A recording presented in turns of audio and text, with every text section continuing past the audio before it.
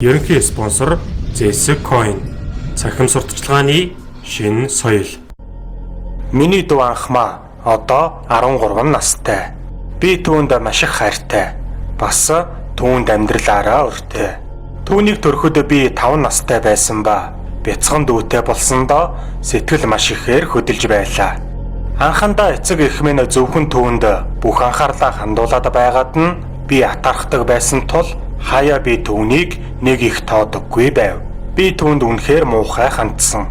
Гэсэн хэдий ч дүүгээ онцгой чадвартай гэдгийг мэдсэн өдөр бүх зүйл өөрчлөгдсөн. Нэг өдөр бид буудан дээр суугаад телевизээр үзэж байтал анхмаа гинэт хэлсэн. Аав гэртээ ирэхгүй. Би гайхан асуулаа. Чи сая юу гэсэн бэ? Аав гэртээ ирэхгүй гэж тэр давтаж хэлв. Би энэнд нэлээд дургуйцаж дахиад асуусан боловч тэр дахиж юу ч хэлээгүй. 30 минутын дараа утас дугарч би харилцуураа автал цагдаагийн газраас залхсан байлаа. Тэр цагдаагийн хоол үнэхээр ноцтой сонсогдсон. Тэр хэлэхдээ зам тээврийн осол болсны улмаас ээжийг хөнгөн бэртэлтэй эмнэлэгт хэвтэж байгаа. Харин аавыг эмнэлэгт хүргэх замдаа нас барсан гэж хэлв.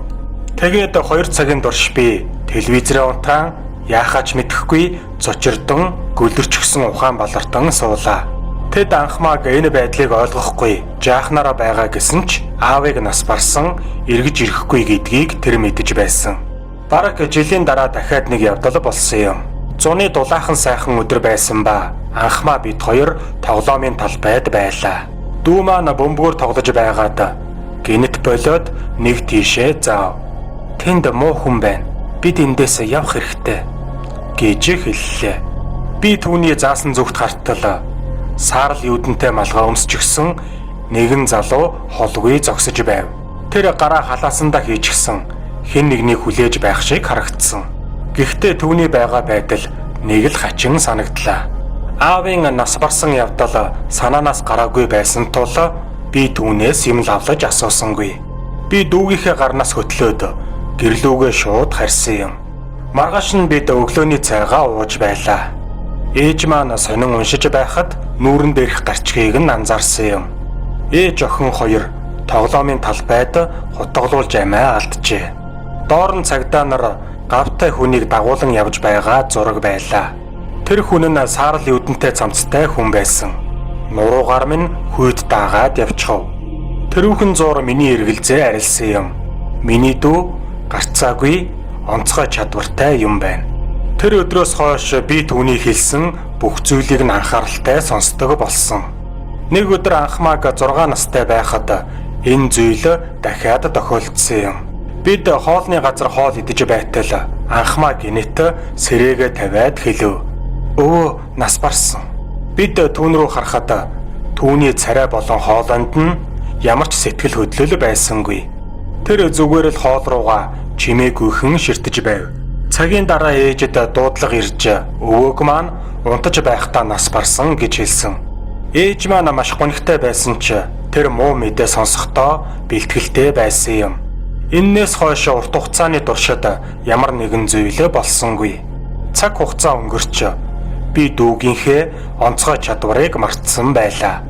Энэ бүгдийг би тохиолдлын зүйл гэж үгүйсгэх хэмжээнд хүрсэн байв. Гэсэн хэдий ч өнгөрсөн 7 хоногт найз охин бид хоёр гэртээ цагийг хамтаа өнгөрүүлж байсан юм. Надад дуудлага ирсэн нь анхмаа байлаа. Тэгээд тэр хэлв. Чамд хэлэх зүйл байна. Гэтэл би асуулаа. Юу юм? Анхмаа хэллээ.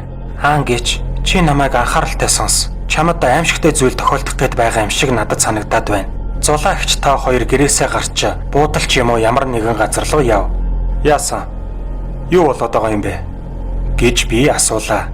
Дүү маань мэдэхгүй. Би мэдэж байгаагаа л хэллээ. Миний мэдэж байгаа зүйл л энэ.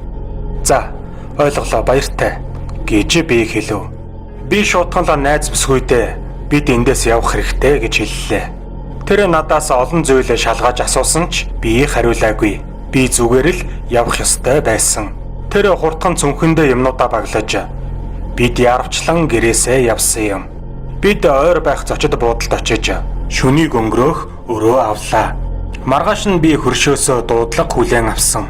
Манай гэрийн хаалгыг эвдсэн байсан ч хачирхалтай нь юу ч аваагүй байсан гэж хэлв.